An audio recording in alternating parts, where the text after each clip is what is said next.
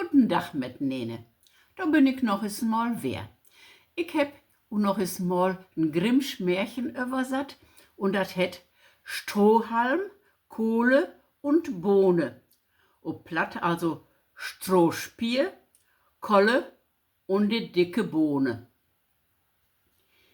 In een klein Dörpken wohnte ne arme olle Frau.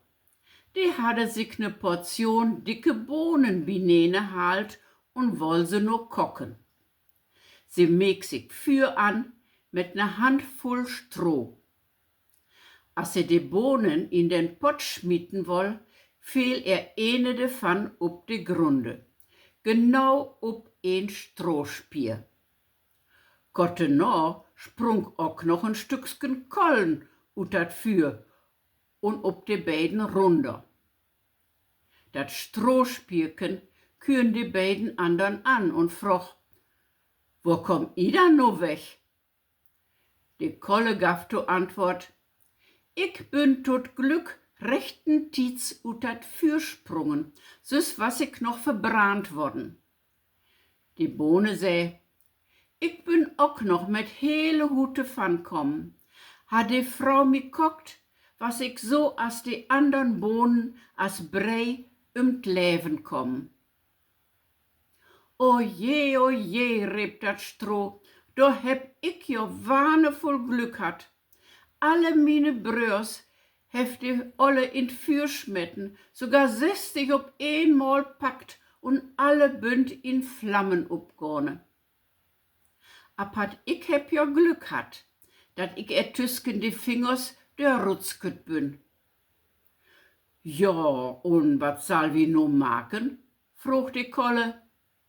Ich mein, sagt die Bohne, wie sollt as gute Freunde binene hollen und gau von hier verschwinden? Dat us hier nicht noch mal wär, so wat Schlimmet passiert und forts in fremdet Land utwandern. Dat gefällt die beiden andern.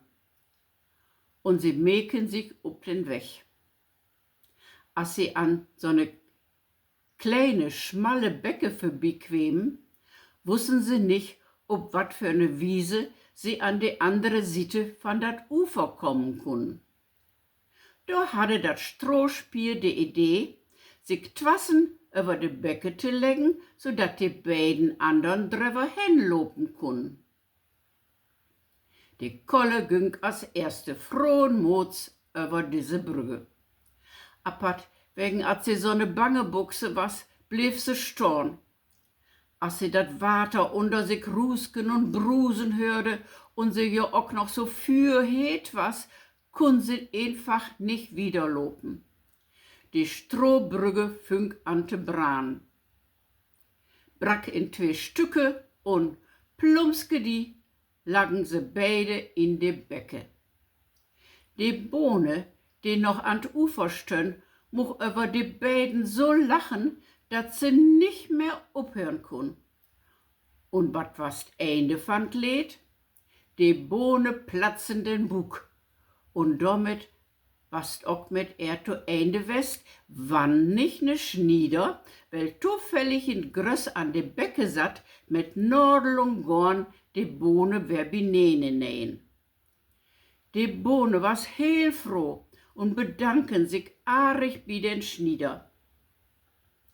Etwas apat so, dat dat Schniederken bloß schwatten Zwien bi sich hatte und darum wurde die Bohne damit binene näht.